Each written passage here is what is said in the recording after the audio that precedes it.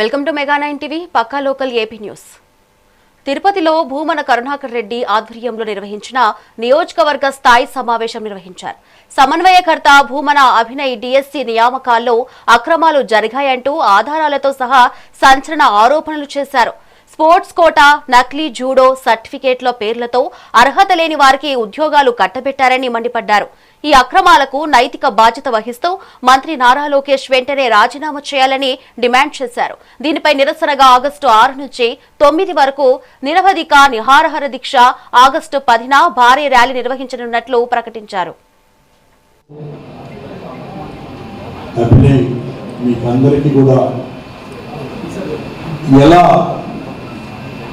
తప్పుడు సర్టిఫికేట్లు సృష్టించి ఉద్యోగాలను అమ్ముకున్నారు అన్న విషయాన్ని చెప్పినాడు. అవి కేవలం మచ్చుకు 6 ఉదాహరణలు. మొత్తం 16,000 టీచర్ పోస్టులు సెలక్షన్ అయింది. 16,000లో కనీసం అంటే 14,000 30 లక్షలకు ఒక పోస్టు చొప్పున అమ్మేసినాడు లోకేష్. అసమర్థులని, చదువు సరిగ్గా రానటువంటి వాళ్ళని, తెలుగుదేశం పార్టీకి జనసేన పార్టీకి మూరిగం చేసే తొత్తులని ఇక్కడున్న మనందరి పిల్లలకు చదువు చెప్పేదానికి టీచర్లుగా నియమించారు. జగన్మోహన్ రెడ్డి గారు మన నాయకుడు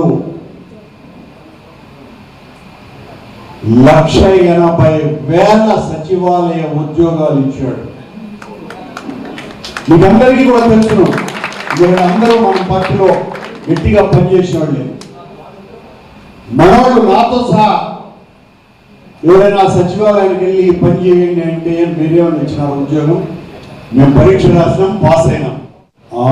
తిరుపతి వైఎస్ఆర్ కాంగ్రెస్ పార్టీ నియోజకవర్గ శాఖ చేసినటువంటి పరిశీలనలో తెలుగుదేశం పార్టీ నాయకులు దమ్ముంటే ఆధారాలు చూపెట్టండి, నిరూపించండి, మేము ఎక్కడికైనా వచ్చి మీ సవాలును స్వీకరిస్తామని జబ్బలు దర్చుకుంటున్నారు. వాళ్లకు సమాధానంగా ఈ ప్రెస్ మీట్ని నిర్వహిస్తున్నాం.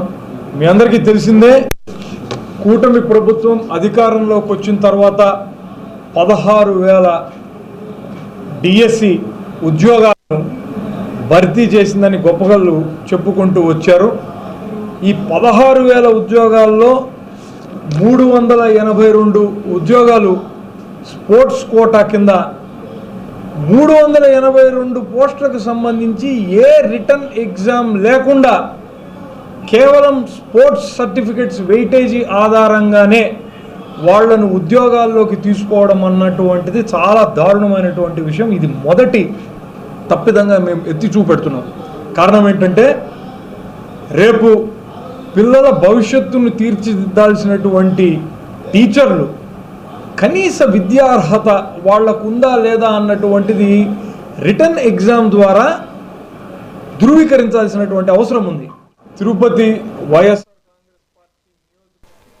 ప్రభుత్వంపై మాజీ ఎంపీ గోరంట్ల మాధవ్ తీవ్ర విమర్శలు గుప్పించారు. నేరస్తులను వదిలేసి తనను అరెస్ట్ చేసి కోర్టులో హాజరుపరిచారని మాజీ ఎంపీ మండిపడ్డారు. ఈ ప్రభుత్వం నేరస్తులను కాపాడుతోందని ఆరోపించారు. మంత్రి పయావుల కేశవ్పై కుట్రపూరిత రాజకీయాలంటూ విమర్శలు చేశారు. చంద్రబాబు హయాంలో ఎప్పుడు అతివృష్టి అనావృష్టి ఉంటాయని మాజీ ఎంపీ ఎద్దేవా చేశారు.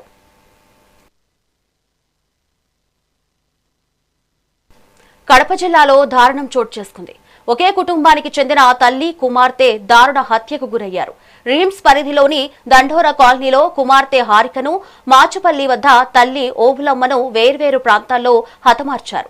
ఈ జంట హత్యలు స్థానికంగా తీవ్ర కలకలం రేపాయి. సమాచారం అందుకున్న పోలీసులు ఘటనా స్థలాలను పరిశీలించి మృతదేహాలను పోస్టుమార్టం నిమిత్తం రీమ్స్ ఆసుపత్రికి తరలించారు. ఘటనపై పోలీసులు కేసు నమోదు చేసి దర్యాప్తు చేపట్టారు.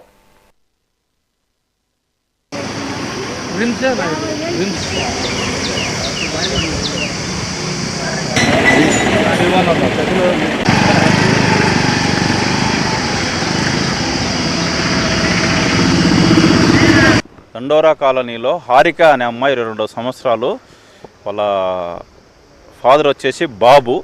వాళ్ళకు గత 1 సంవత్సర కాలం నుంచి వాళ్ళ హారిక వేరే అబ్బాయిని లవ్ చేస్తుందని ఆ అబ్బాయికి మ్యారేజ్ చేయాలని కూడా ట్రై చేసినారు, మ్యారేజ్ కాలేదు.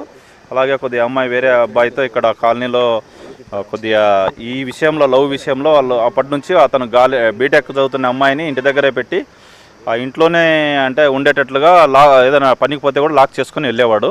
నిన్న కూడా అలాగే లాక్ చేసుకొని వెళ్ళింది వాళ్ళ మదరు.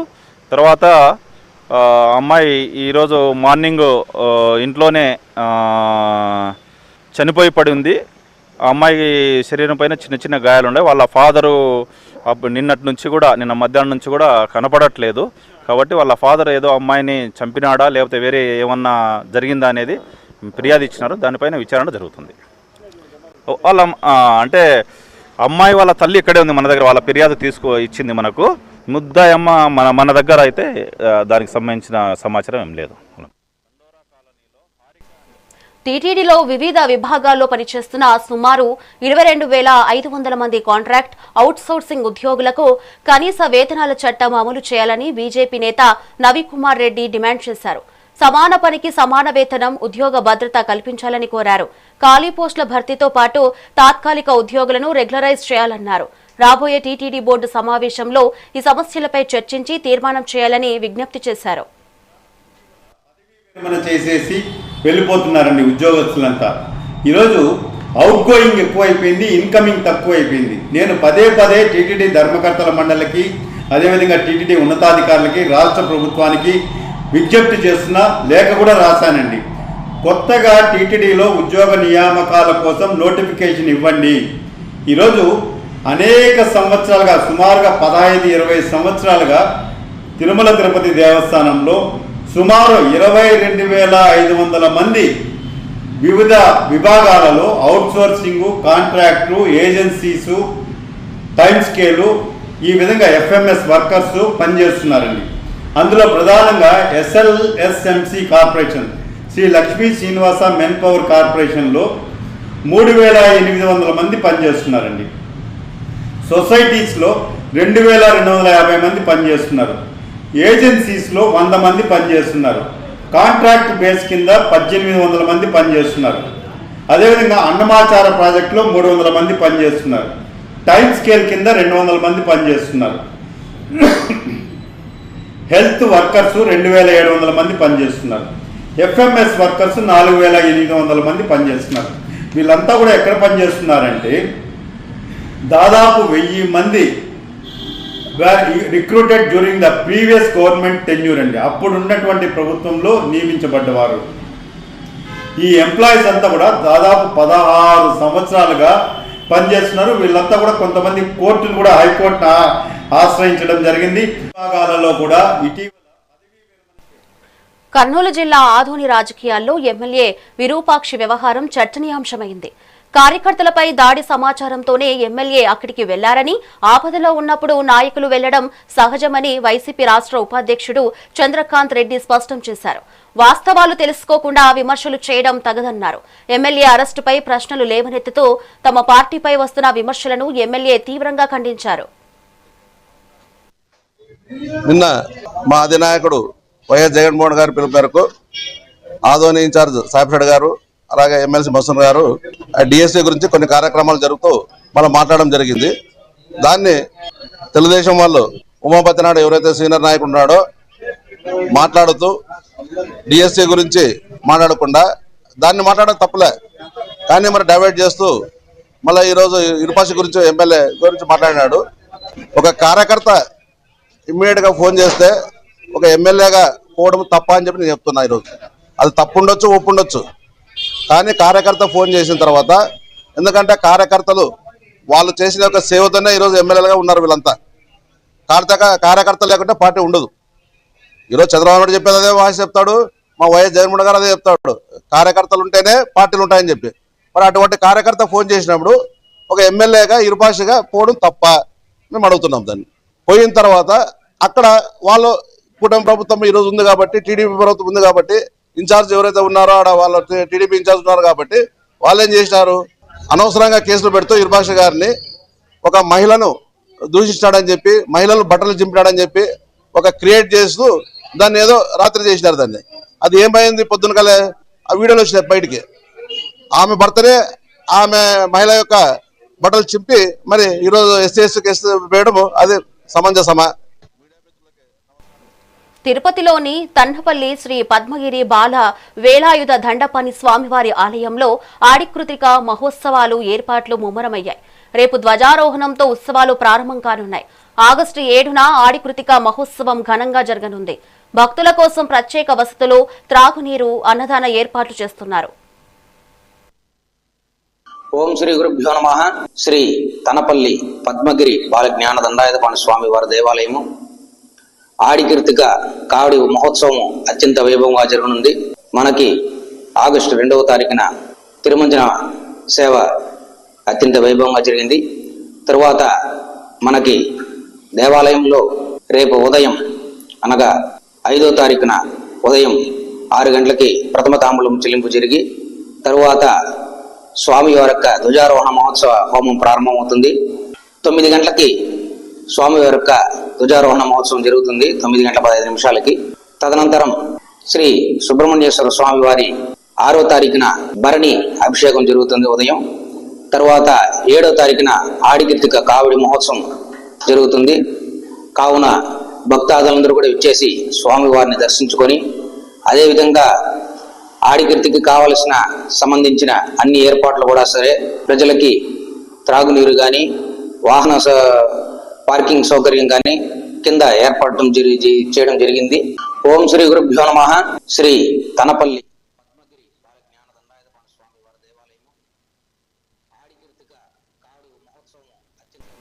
చిత్తూరు జిల్లా వీకోట మండలం రామాపురం ఎక్స్ప్రెస్ హైవే వద్ద ఘోర రోడ్డు ప్రమాదం జరిగింది.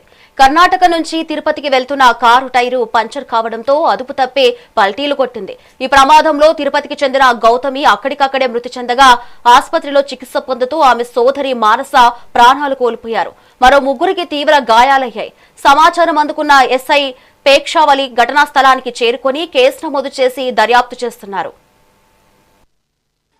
ఒక ప్యాటల్ రోడ్ యాక్సిడెంట్ మన వీకోట మండలంలోని రామాపురం విలేజ్ సమీపంలో హంద్రీనివా కాలువ బ్రిడ్జి పైన express highway Bengaluru to Byreddipalli highway మీద Tiago car registration number KA01 MT 0223 వాహనంను అనిల్ కుమార్ రెడ్డి అనే అతను డ్రైవ్ చేస్తున్నాడు. అతని పక్కన వచ్చేసి పరంధామరెడ్డి అనే అతను కూర్చున్నాడు. పరంధామరెడ్డి, జ్ఞానేంద్ర అనే వాళ్ళు లిఫ్ట్ ఎక్కారు కారుకి పట్రహల్లి జంక్షన్లో.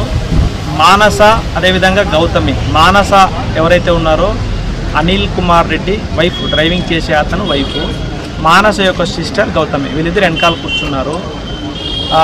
ఈ అనిల్ కుమార్ రెడ్డి చెప్పడం ఏంటంటే ఇంజురీ అయినాయి, హెడ్ ఇంజురీ, చెయ్యి ఫ్రాక్చర్ అయింది. వచ్చేటప్పుడు స్కిడ్ అయిపోయింది కారు. దానివల్ల 5 పల్టీలు కారు కొట్టడం జరిగింది. అక్కడికక్కడే స్పాట్లో గౌతమి అనే ఆమె హెడ్ ఇంజురీ చనిపోవడం జరిగింది. ఇది వచ్చేసి కడప జిల్లా ప్రొద్దుటూరులో మాజీ ఎమ్మెల్యే రాచమల్లు శివప్రసాద్ రెడ్డి స్థానిక సంస్థల ఎన్నికలపై కీలక పిలుపునిచ్చారు. అక్టోబర్లో స్థానిక సంస్థల ఎన్నికల నోటిఫికేషన్ వచ్చే అవకాశం ఉందని తెలిపారు. అసెంబ్లీ ఎన్నికల కంటే స్థానిక పోరే పార్టీకి చావో రేవో తేల్చుకునే సమయమన్నారు. వార్డు మెంబర్ నుంచి మేయర్ వరకు ప్రతి పదవికి అందరూ సిద్ధంగా ఉండాలని కోరారు. ఎన్నికల్లో గెలుపునకు కులం, గుణం, ధనం, బలం 4 కీలక పిల్లర్లని స్పష్టం చేశారు. ఈరోజు ఆగస్టులో ఉన్నాం మనం.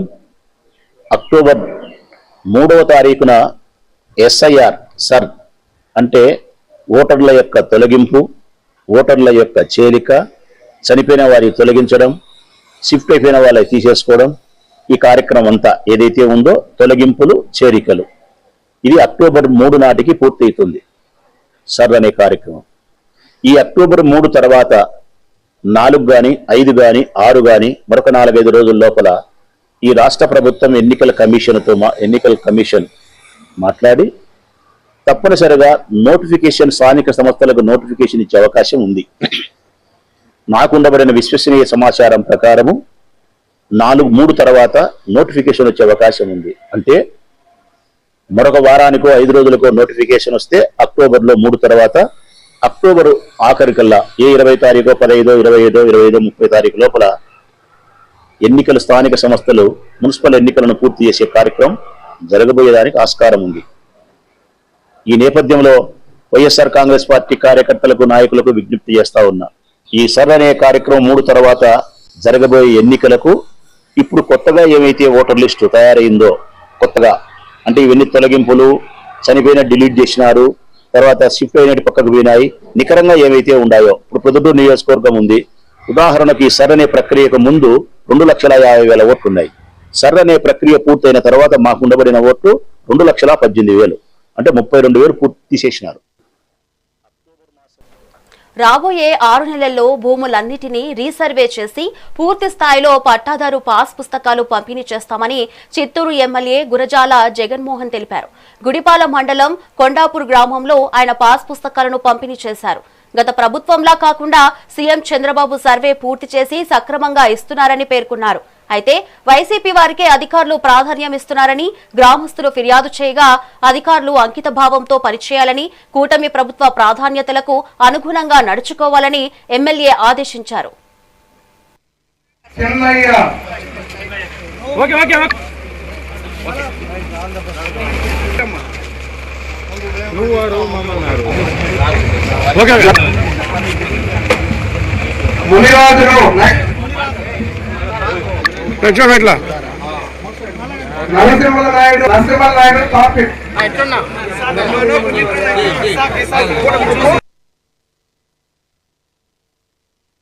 డెఫినెట్ గా మా స్థానిక నాయకులు ఎవరైతే ఉన్నారో వాళ్ళనే కన్సల్ట్ చేసి, అధికారం తెలుగుదేశం కూటమి ప్రభుత్వం, అది జనసేన కావచ్చు, బీజేపీ కావచ్చు, తెలుగుదేశం వాళ్ళు కావచ్చు, ఒక ఇంటిమేట్ చేసి వాళ్ళని అక్కడ ప్రోగ్రాం పెట్టమని మీరు పోతే మా ఒక ముఖ్యమంత్రి గారికి ఏమైతే ఆ ఇంట్రెస్ట్ ఉందో అనేది ప్రజలకు అర్థం అవ్వాలి.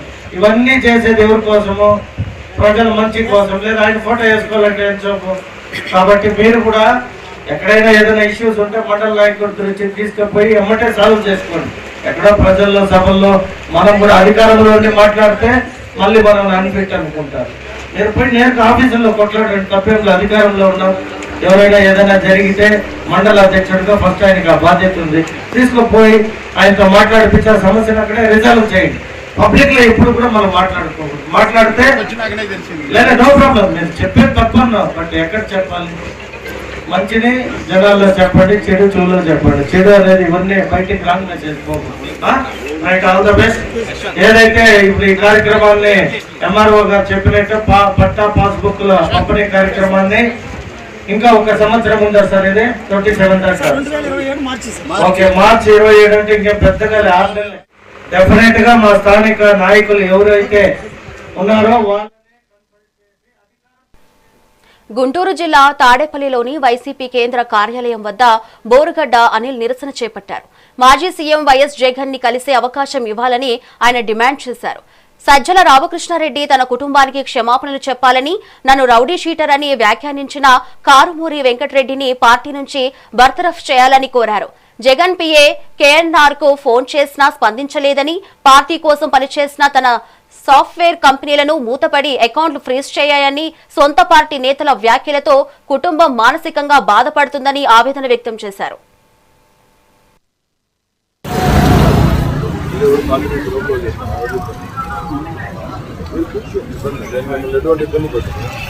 నేను అసలు ఎవరెక్కడ స్లోగన్ చూడలేదు. నేను నా వైఫ్తో ఇస్తాను, నాకు ఇంటర్నల్గా సజ్జలతో ప్రాబ్లం. అక్కడ పక్కన చూపించాడు, ఆడ చెప్తారు చూపిస్తాను. అక్కడ అరెక్ట్ కూర్చుంటాం, పార్టీ వస్తుంది, పార్టీ వస్తుంది, నాకు ఇబ్బంది కలిగింది. ఇబ్బంది కాదు, వెహికల్స్ తిరిగి అడిపోతే నేనే అడగదు. నేను ఇప్పుడు ఏమి ఇప్పుడు నేను ఈ 2 దినపత్రికలని పొద్దున్నే ఇలా సాకిలో పెట్టేది దేనికంటే బోరగడ్డ అనిల్ అనేటటువంటి ఒక రౌడీ షీట్లని వైఎస్ఆర్ కాంగ్రెస్ పార్టీకి అంటగడుతూ వీళ్ళు రాసినటువంటి మార్పులు. బోరుగడ్డ అనిల్ అనేటువంటి రౌడీ షీటర్ అంట. బోరుగడ్డ అనిల్ కుమార్ లా చేసిన వ్యక్తి, జగన్మోహన్ రెడ్డి కోసం రాజకీయాల్లో ఉన్న వ్యక్తిని. అలానాటి క్రిస్టియన్ నేను బైబిల్లో దావీదు మహారాజు నాడు దావీదు వల్లే అన్న పరిపాలించాడని చెప్పి 10 సార్లు చెప్తా. ఇప్పుడు కూడా చెప్తా, జగన్మోహన్ రెడ్డి ప్రియ శిష్యుడుగానే ఇక్కడ కూర్చున్నాం నేను, నా భార్య. నేను మొన్న 20 రోజుల క్రితం పార్టీ కాడికి వస్తే జగన్మోహన్ రెడ్డి గారు ఉన్నప్పుడేమో పార్టీ పిలిచారు. నేను ఇక్కడికి వచ్చి ఒకళ్ళ మీద అరవడం జరిగింది. ఎందుకంటే నేను తప్పు చేయాలా, నేను ఏ పొద్దు పైరవీలు చేసుకోవాలా. జగన్మోహన్ రెడ్డి కోసమే రాజకీయాల్లో ఉంటా. ఏడే నేను చచ్చిపోతా. జగన్ అన్నే నాకు గురువు, రాజకీయ దైవం నాకు గురువే జగన్నే. సజ్జలు ఏమంటాడు, జగన్మోహన్ రెడ్డి గారు ఉన్నప్పుడేమో నువ్వు నా బిడ్డలు అంటున్నావి, నువ్వు పార్టీకి చాలా పెద్ద షర్టు, నీకు ఎందుకమ్మా అని చెప్పి వాటర్ బాటిల్ ముద్దిసి ఇచ్చి కాఫీ చేతిలోకి ఇచ్చినాడు. మొన్న 20 రోజుల నాడు పిలిచాడు, సల్లామద్దు ఫోన్ చేశాడు. వచ్చిన అడ్వకేట్స్ ని పెడతాము అనిల్, నువ్వు రామ్మా అంటే ఎవరినన్నా ఒక పర్మనెంట్ కరెక్ట్ అడ్వకేట్ని పెట్టండి, నాకు ఆల్రెడీ కౌన్సిల్ ఉందని చెప్తే, లేదు నువ్వు గుంటూరులోనే ఉన్నాగా ఒకసారి ఇచ్చిపోమ్మా అంటే నేను వాయిదాకి వచ్చినప్పుడు వచ్చి కలసం జరిగింది. ఏడే ఆపారు పార్టీ హౌస్లో, నాకు ఎవడు ఆపడు, ఏడ ఆపరు, పులిందులు ఆపరు, మన స్టేట్ పార్టీ హౌస్లో ఎక్కడ ఆపరు. ఇక్కడ ఆపారు. పైకి పోయినా, పైన ఉన్నాడు, చూశాడు, నన్ను చూశాడు, కూర్చోమ్మా 2 నిమిషాలు అన్నాడు. గంట అయింది, 2 గంటలు అయింది, 3 గంటలు అయింది, 3:30 గంటలు అయింది. 3:30 గంటలకు బయటకు వచ్చింది ఆయన రూమ్ లోంచి. ఆయన పక్కనే వాష్రూమ్ ఉంటుంది. వాష్రూమ్లోకి పోయి వస్తా అంటే కనపడదాము, చాలా లేట్ అయింది, అన్నం కూడా తినలేను. నా పొద్దుకి అన్నం తినడానికి కింద పోతే అన్నం అయిపోయింది. నేను అడిగిన పార్టీ కార్యకర్తలు వచ్చిన వాళ్ళకి భోజనాలు పెట్టారు కదా, చేయరా మరి భోజనం పెట్టగానే అడిగినా, నా బాధ్యతగా అడిగినా. నా పార్టీ ఆఫీస్ అంటే నా ఇల్లు ఇది, నా ఇల్లు అది. నేను అడిగితే లేదన్నారు. సరిపోయి కూర్చొని ఆయన వచ్చాడు. అన్న అని విష్ చేద్దామని పోయినా, పోతే ఎదురు వచ్చి ఎవరు నువ్వు అన్నాడు. ఎవరబ్బా నువ్వు, ఎవరు అన్నాడు. నేను ఇడికన్నా మైండ్ పోయిందేమో అనుకున్నా, ఇడికన్నా మైండ్ ఏమైనా దొబ్బిందేమో అనుకున్నా. నేను అన్నా నేనే నా బోర్గాడ్ అనిల్ అన్నా అంటే, లేదు గుర్తుపట్టలే. అందరూ వచ్చి ఏమ్మ తమ్ముడు బాగున్నావు అని చెప్పి అన్న అందరూ పరామర్శించి పోతున్నారు. నువ్వు గుర్తుపట్టలే నన్ను, నువ్వు రమ్మంటేనే కదా నేను పార్టీ హౌస్కి వచ్చింది, నువ్వు అడ్వకేట్ పెడతా అంటేనే వచ్చింది. దళితులకు అన్యాయం జరగకుండా చూడడమే విజిలెన్స్ మానిటరింగ్ కమిటీ ముఖ్య లక్ష్యమని రాజంపేట సబ్ కలెక్టర్ హెచ్ఎస్ భావన స్పష్టం చేశారు. కడప కలెక్టరేట్లో ఎమ్మెల్యే సుధా, డిఆర్ఓ మల్లికార్జునుడితో కలిసి ఆమె డీవీఎంసీ సమీక్ష సమావేశం నిర్వహించారు. ఎస్సీ ఎస్టీ ఆర్టాసిటీ బాధితులకు పరిహారం, ఉపాధి సత్వరమే అందేలా చూడాలని ఆదేశించారు. ఈ ఏడాది 46 మంది బాధితులకు 74 లక్షల ఆర్థిక సహాయం అందించామన్నారు. పెండింగ్ కేసుల దర్యాప్తు వేగవంతం చేసి నిందితులకు కఠిన శిక్ష పడేలా చర్యలు తీసుకోవాలని అధికారులకు సూచించారు.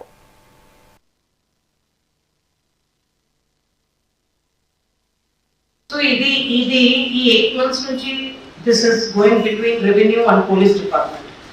145 ని వయలేషన్ చేసింది అని రెవెన్యూ వాళ్ళు ఇచ్చిన డాక్యుమెంట్స్ అన్ని కూడా ఉన్నా కూడా మరి ఎటువంటి యాక్షన్ ఎందుకు తీసుకోవడం లేదు?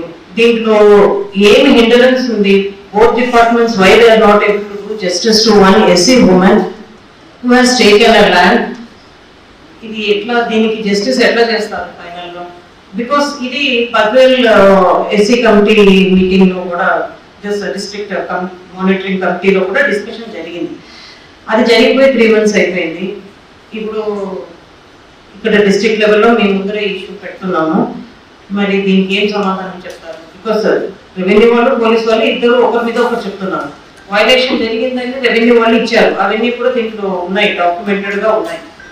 ఈ కేసు విషయంలో వచ్చేసి యాక్చువల్గా తహసీల్దార్ గారికి జెన్యున్ కేసు కోసం మనం పెట్టడం జరిగింది. ఎందుకంటే 81 ప్లాట్ నెంబర్ అన్నటువంటిది ఇద్దరికి ఉందని చెప్పేసి చూపిస్తున్నారు. మరి అది ఎవరికి ఇద్దరు దాని మీద అయితే మనం ఇనిషియేట్ గా కేసు రిజిస్టర్ చేయడం జరిగింది.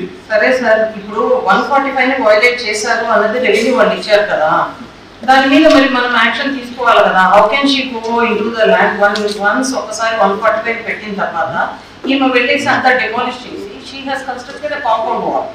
మనం దాన్ని ఎలాగ అలౌ చేస్తాం?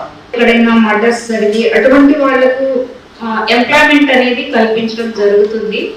కలెక్టర్ గారి యొక్క ఆదేశాల ప్రకారం మనకు డిఆర్ఓ సార్ యొక్క అధ్యక్షతన దీని మీద సి సెక్షన్ వాళ్ళు పర్సూ చేసి దీనికి కావాల్సిన డాక్యుమెంట్స్ అన్ని కన్సర్న్ డిపార్ట్మెంట్ ద్వారా తీసుకొని వీళ్ళందరికీ ఎంప్లాయ్మెంట్ అనేది చేయడం జరుగుతుంది. అందులో భాగంగా మన కడప డిస్ట్రిక్ట్ లో దాదాపు 14 మందికి వేరియస్ డిపార్ట్మెంట్ లో ఎంప్లాయ్మెంట్ అనేది కల్పించడం జరిగింది ఇంతవరకు. ఇంకా రిమైనింగ్ ఏమన్నా ఉంటే కోఆర్డినేట్ చేసుకుని అటువంటి వాటికి అన్నిటికీ మేము సార్తో కోఆర్డినేట్ చేసుకుని ఎక్కడైనా ఉంటే. కృష్ణా జిల్లా మోపిదేవి శ్రీ సుబ్రహ్మణ్యేశ్వర స్వామి దేవస్థానంలో ఆషాఢ కృతిక పవిత్రోత్సవాలు వైదిక సాంప్రదాయబద్ధంగా ఘనంగా ప్రారంభమయ్యాయి. వేద పండితుల మంత్రోచ్చరణల నడుమ గోపూజ, సుప్రభాత సేవ, విఘ్నేశ్వర పూజ, వాస్తు మండప ఆరాధన తదితర విశేష క్రతువులను శాస్త్రోక్తంగా నిర్వహించారు. దేవస్థానం డిప్యూటీ కమిషనర్ దాసరి శ్రీరామ వరప్రసాదరావు హాజరై ప్రత్యేక పూజలు చేశారు. భక్తులు అధిక సంఖ్యలో పాల్గొని స్వామివారిని దర్శించుకున్నారు.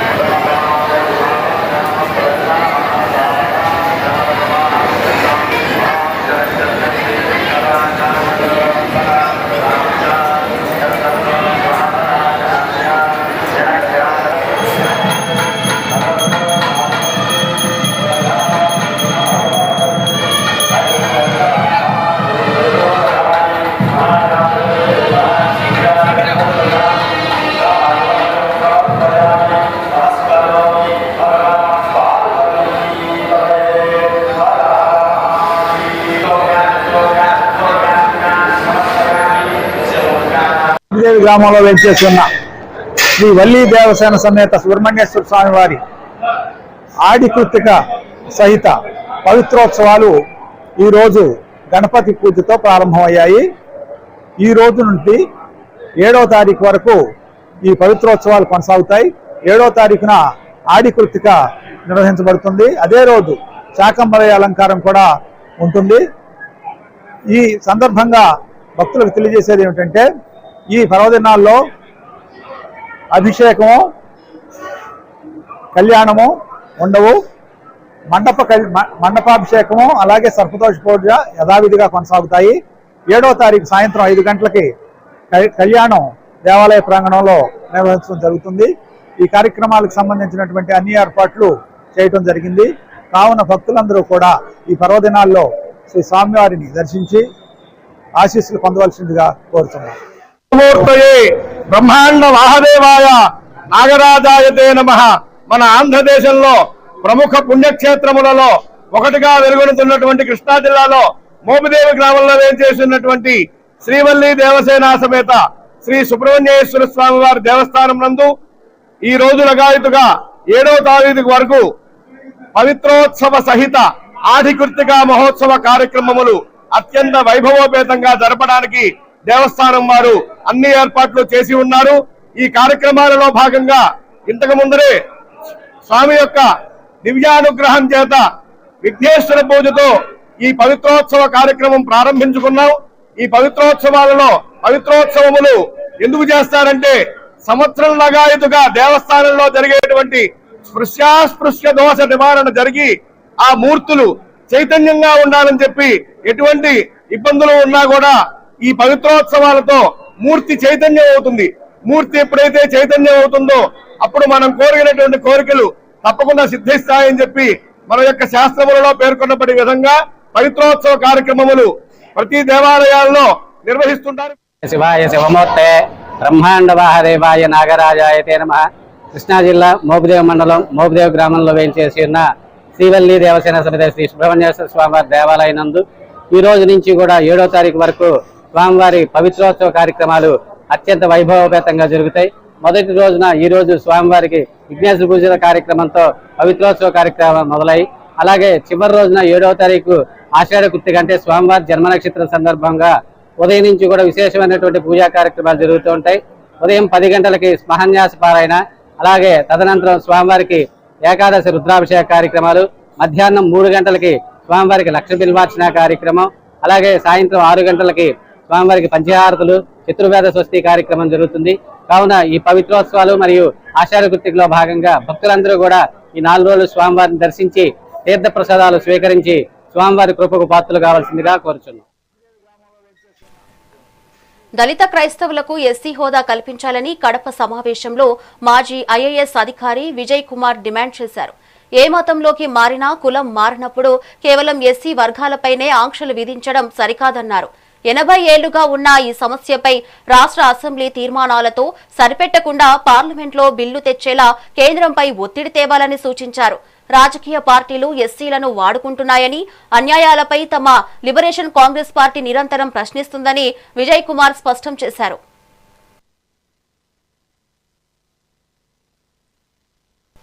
డిఎస్సీ అవకతవకలపై సీబీఐ విచారణ జరిపించి విద్యాశాఖ మంత్రి లోకేష్ రాజీనామా చేయాలని అవనిగడ్డ మాజీ ఎమ్మెల్యే సింహాద్రి రమేష్ బాబు డిమాండ్ చేశారు.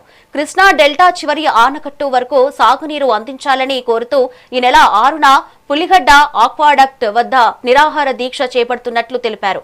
స్థలాన్ని పరిశీలించిన ఆయన ప్రభుత్వం స్పందించకపోతే అవనిగడ్డ నుంచి ప్రకాశం బ్యారేజీ వరకు రైతులతో కలిసి పాదయాత్ర చేస్తానని హెచ్చరించారు. ఈ నీళ్లు 6,000 క్యూసెక్లు విజయవాడ బ్యారేజ్కి వస్తున్నాయి. ఇవాళ ఒక 4,000 కనుక పులిచింతల నుంచి తీసుకుంటే వ్యవసాయం గట్టెక్కింది. 55 రోజులు 60 రోజులు సుమారుగా ఈ ఉండ నీళ్ళు పనికి వస్తాయి. ఈ లోపల వర్షాలు పడతాయి అంటే ఏం చెప్పారంటే మొన్న రేపో మాపో పక్షం పంపులు కూడా ఆగిపోతే నీళ్ళు అందరి పరిస్థితి వచ్చేస్తుందని చెప్పారు.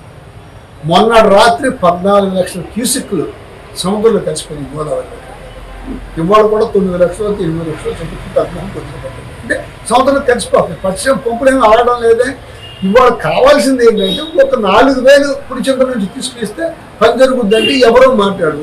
ఆ రోజు బుద్ధప్రసాద్ గారు ఈ పట్టిసీమ లేదు పోలవరం లేనప్పుడే నువ్వు అక్కడికి వెళ్ళి కూర్చున్నావు కదా. ఇవాళ కనీసం నోరెత్తి మాట్లాడడం ఏంటి, చెప్పవేంటి?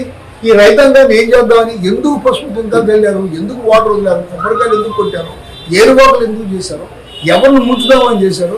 ఇవాళ ముంచుకోకుండా నీళ్ళు ఇవ్వచ్చు, ఎవరిని ముంచాల్సిన అవసరం లేదు. తాగునీటి అవసరాల కోసం అట్టి పెడతాం ముందు జాగ్రత్తగా అంటారు ఏంటి. ఇది వర్షాకాలం పూర్తి అవరా, వర్షాకాలం మొదట్లో ఉంది. ఈ మొదట్లో ఉన్నప్పుడు వర్షాలు పడతాయి. పడవ అన్నారుగా, గుజరాత్లో పండుగ, మహారాష్ట్రలో పండుగ, అస్సాంలో పండుగ. ఇవాళ వరదలు వస్తున్నాయి రిసార్ట్లకి. ఇక్కడ కూడా వర్షాకాలం మొదల్లో ఉంది కనుక మనకు కూడా వర్షాలు పడతాయి. ఇంకొక పెద్ద విషయం ఏంటంటే మన రాష్ట్రంలో వర్షాలు పడితే ఏ డ్యాములోకి నీళ్లు రావు. ఇక్కడ క్యాచ్మెంట్ ఏరియా లేదు. ఇక్కడ 10 వర్షాలు సముద్రంలో కలిసిపోవాల్సిందే తప్ప ఒక 3 టీఎంసీలే విజయవాడ దగ్గర ఉంది. అది కూడా పైనుంచి నీళ్ళు వస్తే ఏం చేస్తుంటే కాలువ కొంత ఇచ్చి ఆ కాలువ మిగిలినంత సముద్రానికి వదిలేయాలి.